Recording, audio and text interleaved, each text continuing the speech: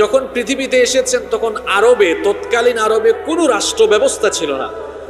তখন শাসন ব্যবস্থা কাবিলা বা গোত্রতান্ত্রিক ছিল, বংশতান্ত্রিক শাসন ব্যবস্থা প্রচলিত ছিল।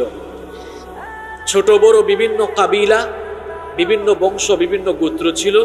সেই সকল গোত্রসমূহে এক একজন গোত্রপতি থাকত, গোত্রের একজন প্রধান থাকত, আর ওই গোত্র প্রধান বা গোত্রপতি সেই গোত্রকে, সেই বংশকে লিড দিত, পরিচালনা করত।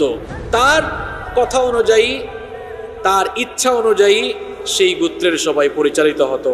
তার আইনের বাহিরে যাওয়ার কোনো ইচ্ছা বা ইখতিয়ার কারো ছিল না। গোত্রতান্ত্রিক সেই শাসন ব্যবস্থার দুটো দিক ছিল।